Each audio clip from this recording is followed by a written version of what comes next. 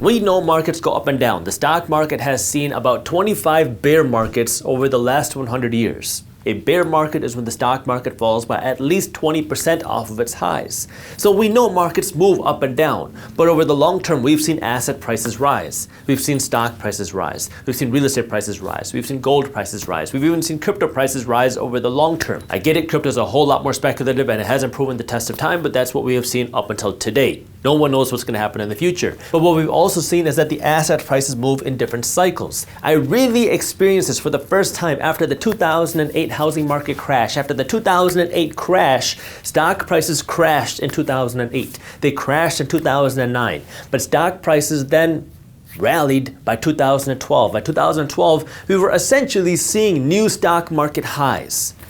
Well, in 2012, the housing market did not recover. The housing market crashed in 2008. It continued to crash in 2009. It continued to crash in 2010. Continued to crash in 2011. And it continued to crash through 2012.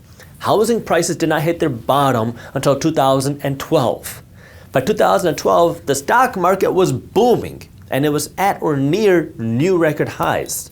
The stock market bottomed out in 2009. But the housing market continued to fall. And so the game then becomes, how do you allocate your money that way you can win throughout different asset cycles? Because what every financially savvy investor understands is that a market crash creates opportunity. A recession creates opportunity. Recessions create more millionaires than any other time because they allow the financially savvy to come in and buy good investments at a discounted price.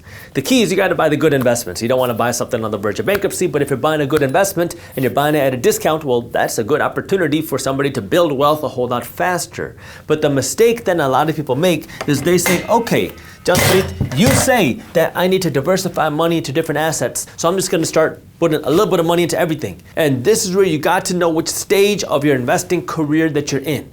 Because when you try to do everything, you end up doing nothing. You don't want to dilute your entire investment portfolio. They say that every millionaire has 7 streams of income.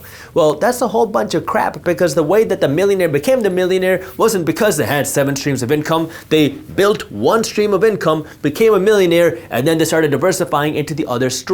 So if you want to understand how do you actually start buying the different assets, you got to be the master of one first. And you got to figure out what that thing is. Maybe you're a real estate investor. Go out and focus on that. If you want to do stocks, go out and focus on that. You can just go where the opportunity is. That's what I did. You don't have to do that, but I like to go where the opportunity was. Where is the thing crashing? Where's the thing down? Where's the biggest opportunity?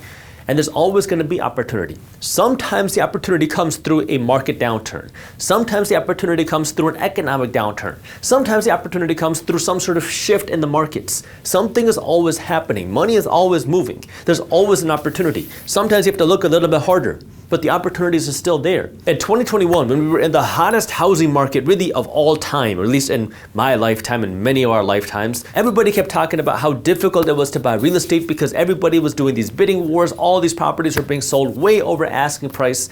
Well, I was still able to buy some rental properties in 2021 at below asking price at a great deal because I was able to find the deals that other people didn't want. They were more difficult. I had to put in more time. I had to put in more work. It took a lot more time. But if you are willing to put in the work, the opportunities will always be there. And this is where you got to start by number 1, getting your money system right. Always having money to invest. Make sure you're not spending all your money, right? That's the basics. Then you learn how to invest. You learn how to invest in stocks, how to invest in real estate. If you're investing in crypto, learn what cryptocurrency is. If you're investing in gold, whatever the things are, you got to understand what it is. Then you got to figure out your strategy and execute. If you enjoyed this clip and you want to continue your financial education journey, I have another video that I think you'll love. All you got to do is click that button right over there. And for those of you who want to stay up to date on the top finance and business news, you can join Market Briefs, my free financial newsletter, by clicking that button below. Thank you for watching, and I'll see you in the next one.